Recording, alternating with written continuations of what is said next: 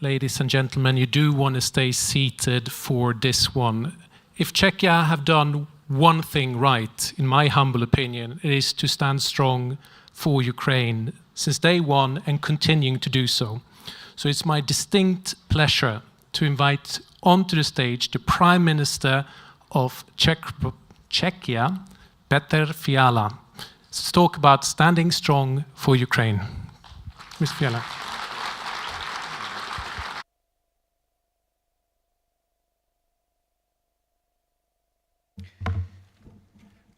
Ladies and gentlemen, dear guests, just like Mr. President Pavel, I am very pleased to welcome you to Prague.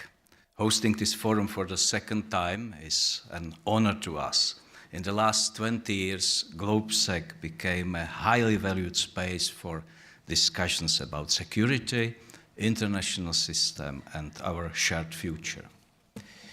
And it's a great honor for me to speak shortly after my friend, Mr. President Volodymyr Zelensky.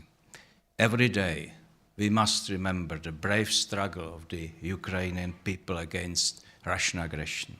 We must do so, also because it concerns our own security. This brings challenges for Europe as well, which I will also address in my speech. I see myself as realist. I believe in freedom and justice, but I also recognize that these values need our active support.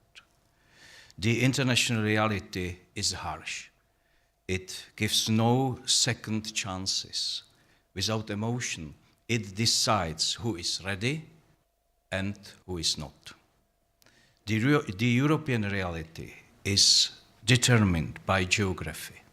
We live close to a country which is not able to run itself, but always wanted to run the world. The Russian invasion on Ukraine was the culmination of a long series of attacks, from the conflict of in Georgia, the annexation Crimea, to hybrid and terrorist operations. Some of them happened on Czech territory. And Europeans refuse to fully admit what these attacks were. We believed in myths.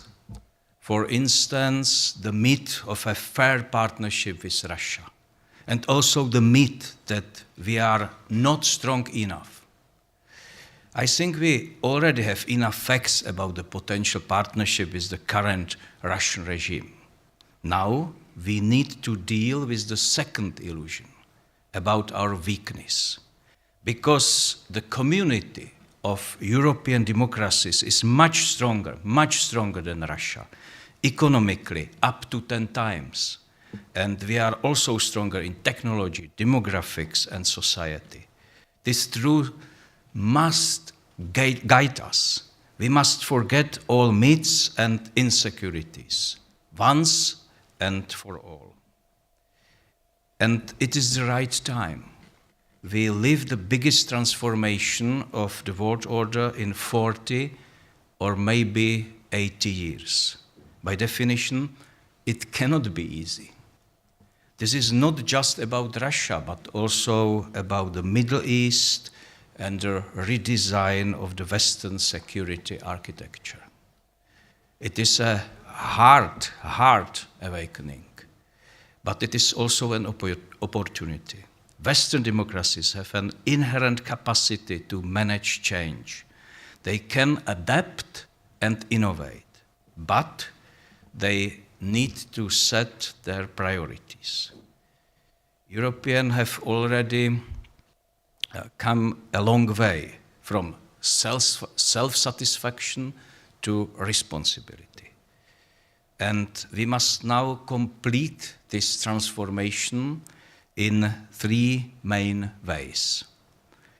The first level is about realistic policy, that is money and weapons. The more Europe invests in its defense, the bigger our ability to face threats. the 2% of GDP target for defense spending is not enough anymore.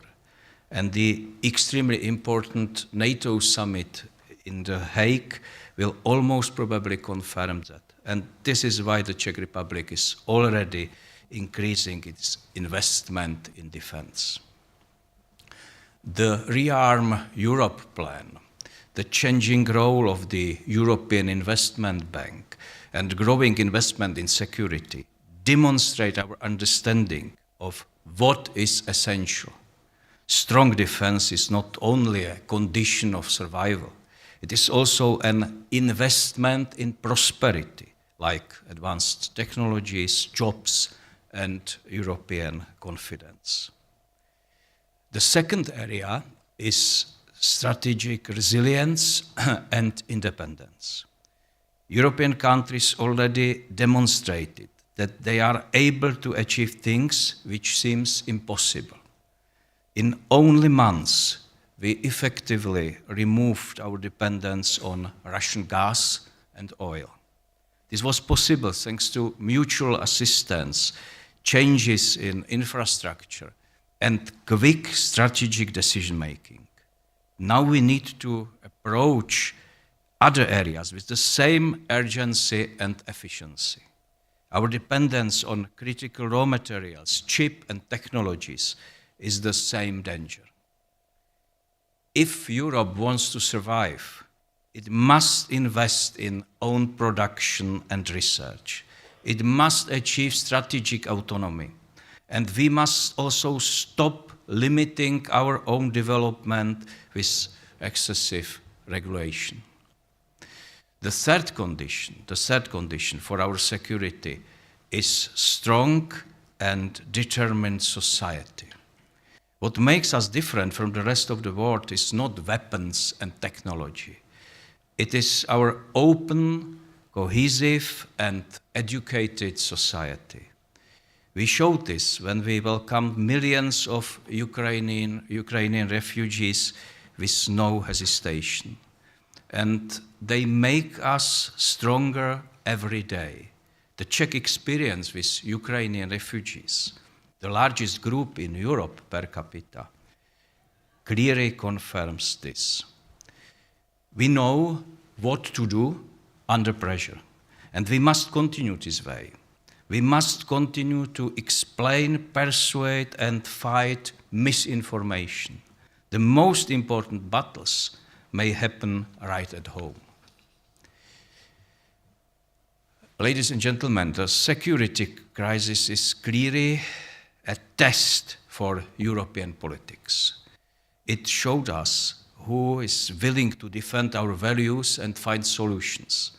And we can also see who prefers inaction. However, the overall picture is not bad, and this should give us hope. In the last 3 years, the Czech Republic started important joint projects and initiatives with countries like Denmark or the Netherlands. They prove that international partnership can be quick and efficient. The Czech ammunition initiative is a prime example of this. From this experience, a new style of European cooperation is born. Medium-sized countries were on the side only a few years ago, but it is different today. They still use the EU infrastructure, but are actively shaping the continent's basic security strategy. The distance from Prague to The Hague, Copenhagen, or Tallinn has never been smaller.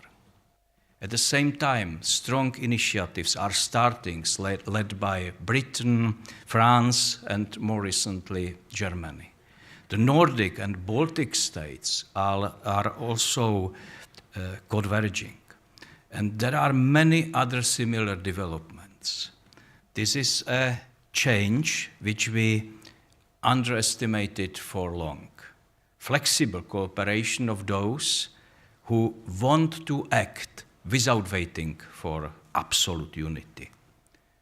Ladies and gentlemen, it is not a fail of EU policy. It makes it stronger. It gives Europe robustness, agency, and dynamics which were all much needed. Ladies and gentlemen, as I said at the beginning, I am a realist. As a realist, I know that security is not a passive condition, but an ongoing process. It does not exist. It does not exist without investment, the right mindset, or the will to make decisions, even difficult ones. Luckily, European countries now have a good history in these points. That is good news. Today, Europe does not stand on formal institutions. It is based on trust. It is based on the ability to collaborate where it makes sense and act when necessary. We have every reason to believe that we will manage our turbulent and transformative times as long as we want to. The outcome is completely up to us. Thank you very much.